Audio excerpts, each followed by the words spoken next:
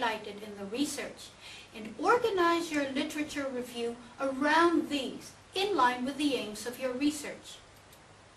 You might also highlight differences and similarities in findings across the research and identify areas of consensus among researchers. It is imperative that your voice guides the discussion. Summarizing existing research does not involve simply writing a separate summary paragraph on each work. For instance, if you read 3 separate researches done by 3 different authors, for example, Brown, Smith, and Aikens, do not write a separate summary for each. Rather, guide the discussion by using your voice through showing how the studies relate to each other, then showing how the research is linked to your own research project. So, for the research by Brown, where is your voice here? What is the point you are making about the topic in this paragraph? Which issue does the research highlight? Then, where is your voice here in the research by Smith?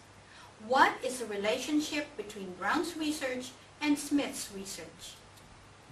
Then again, when you summarize the research of Aikens, where is your voice here? What is the relationship between Aikens' research and that of Brown and of Smith? How are all these linked to your research question? In this way, your review is organized as an argument that flows. In other words, the information you have gathered from various sources is synthesized to form a coherent argument because your voice has guided the discussion. Here's an example of a literature review that synthesizes information from various sources. The cause for concern lies in the fact that advertising targeting children is a high-growth area, as is children's buying power, Eagle and the Brain, 2001. Marketers target this youth market, hoping to establish early trends of brand loyalty and influence parents' buying decisions, the Bro, 2002. Furthermore, whilst children may influence their parents' spending habits, advertisers recognize that children also have their own money to spend, Strasburger, 2001. Let's look at another example from a literature review and note how the writer synthesized and critiqued the existing information on the chosen topic. Television advertising may influence children's nutrition practices, particularly in regard to food requests, purchases, and consumption. See, for example, Hutchings and Moynihan, 1998, Coates and Story, 1994, Borzikowski and Robinson, 2001. Story and Faulkner, 1990, state that television exposure may impact on actual eating behavior. Similarly, Coates and Story, 1994, note that television is such a ubiquitous medium that it is difficult to measure its behavioral effects. Their report concluded that it was not possible to prove that food advertisements aimed at children cause poor eating habits. Whilst these and other such studies report a positive correlation between television viewing and food requests, purchases and consumption, there is limited conclusive evidence to support a direct cause and effect relationship between the messages portrayed and the actual eating patterns of children. Note how the first part of the paragraph summarized and synthesized the studies previously done. Then, in the final sentence, the writer's voice came through as the works were critiqued.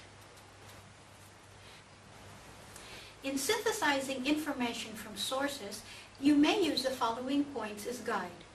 Compare and contrast different authors' views on an issue.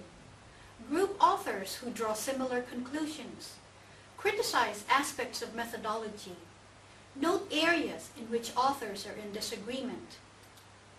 Highlight exemplary studies. Highlight gaps in research. Show how your study relates to previous studies. Show how your study relates to the literature in general. Conclude by summarizing what the literature says. Earlier, I mentioned that it is essential that you also do a critical evaluation of the information. This, in effect, is critiquing the information you have. It is the ability to point out strengths and weaknesses in previous research in relation to your research topic. It is moving beyond a mere description of the research towards analysis and evaluation. Aside from your own critique, you may also use other writers' critiques in your discussion. So, how do we critically evaluate existing knowledge? First, move beyond description towards analysis and critique, as I mentioned previously. Have a look at this example. Smith and Jones, 2004, analyzed the content of advertisements on New Zealand television during a one-week period between the hours of 3 p.m. to 6 p.m. with the intention of examining the nutritional quality of food in television food advertisements targeted at children.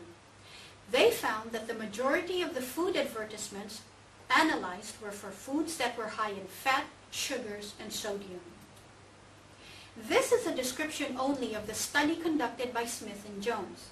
You should be able to show the strengths and or weaknesses of this study in relation to your research and what gap or gaps in current knowledge such a study has not filled.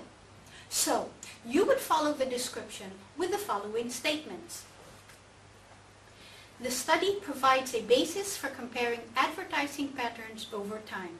However, it does not include any discussion of eating situations or eating behavior as shown in the advertisements. This critical analysis checklist may help with your evaluation. What is the main idea the writer is putting forward? Use abstracts and introductions to help you. What are the main points made to develop the idea? Pick out the main elements of the argument in the text.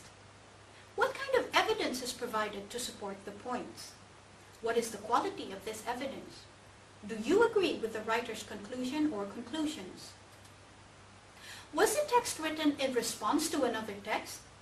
What is the underlying theory? Does it develop a previous model further? Does it provide an entirely new model? What are the strengths and weaknesses of the model in relation to your research? What are the strengths and limitations of the study in relation to your research? Other factors to consider are sample size, research design, measures used, biases, extraneous or confounding variables. Designing a checklist will help you in evaluating written material and ensure consistency in your discussion. It also reduces your own biases. Another way to evaluate previous work is to do a methodological critique. Look at the methodology used and consider, for instance, sample size, randomized trials, reliability of the control group, and validity. For instance, you may ask if there is a lack of alternative methodologies used to understand the issue at hand.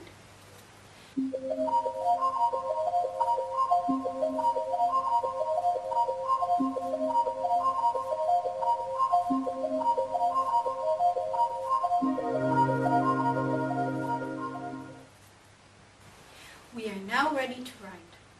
1. Organize your literature around topics or themes you can write about. 2. Choose headings to define each topic category and subcategories. 3.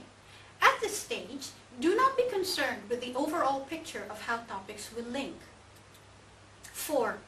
Be concerned about covering all issues, ideas, boundaries, relevant areas, or dimensions. In presenting information and analysis, a range of formats can be used. The most common is through text. However, you may also use tables, charts, and diagrams. Also, examine other literature reviews to give you a better idea. Create templates according to the requirements of your course when it comes to the presentation and referencing of text, tables, and diagrams, and in-text references to text, tables, and diagrams. In closing, here are just a few reminders for filing and storing your notes. Make sure you have easy access to your documents. Establish a clear filing system and maintain that system. Keep detailed records of the source of the information Store your details in APA format. Note which are your exact words and which are your summaries. Also note page numbers where necessary. Don't forget to save your work frequently, print multiple copies, and save multiple copies.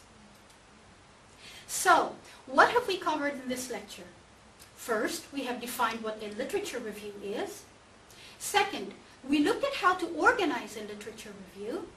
And finally, we looked at some tips in writing the literature review.